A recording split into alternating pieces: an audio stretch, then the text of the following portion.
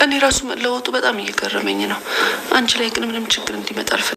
እንግዲህ በባለፈው ቪዲዮችን እንዳየነው ፍቅር ወደ ውጪ ወጥታ ነበረ።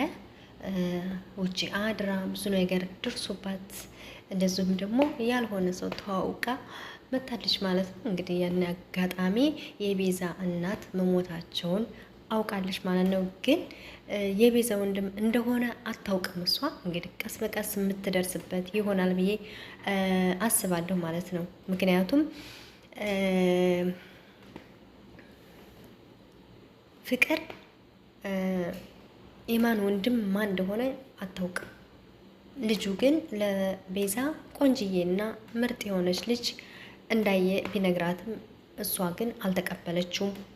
አደራ ፍቅር እንዳይዝህ ከሷ ተጠንቀቅ በማለት አስጠንቅቀዋለች።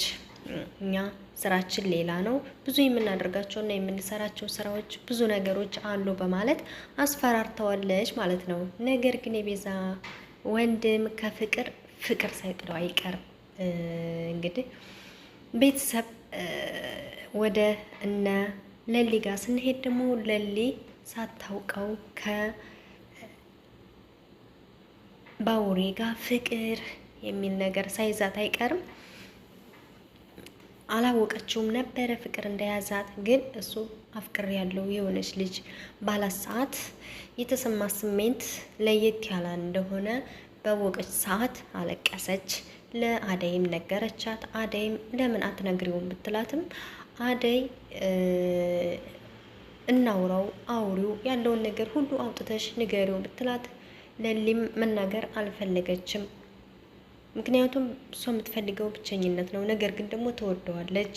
ባቡሬ ግን ያፈቀረው እሷን ነው ስላልነገራት እንጂ በብዙ አይነት መንገድ ቢነግራትም አልገባትም። እንደሚወዳት ታውቃለች። ግን ሌላ ሰው ጋር ፍቅር ይዞኛል በማለት ቢያወራትም በይም ብሎ ቢነግራትም እሷ ግን ልትረዳው አልቻለችም ማለት ነው። እንግዲህ ወደ ገጠሩ ስንሄድ የአደይ እህት ከአደይ ፍቅር ሳይዛት አይቀርም። ነገር ግን አደይ ለእህቷም ሆነ ለቤተሰቦቿ ባለማሳወቋ እህቷ በዚህ አጋጣሚ ልትጎዳባት እንደሆነ አስባለሁ። ምክንያቱም ፍቅር በጣም ከባድ ነው። ፍቅር ከያዛት ተዴፍ ምንድነው የምታደርገው? ይቺ ልጅ በጣም በጣም በጣም ከባድ ነው። ነገር ግን ዴቭ ለአደይ እናት ይነግራቸው ይሆን አይነግራቸው ይሆን? በጣም ተጨንቋል። ይህ አደይ እህትም እንደምትወደው እንደምታከብረው በጣም ጥሩ ሰው እንደሆነ ለአዴቭ እየገለጸችለት ነበረ። ዴቭም ከፈልግሽ እህትሽ ጋር መተሽ ዘና ማለት ትችያለሽ በማለት አይዞሽ፣ አትጨነቂ፣ እንደፈለግሽ መተሽ ሆነሽ ተጫውተሽ ትሄጃለሽ በማለት ሀሳቡን አጋር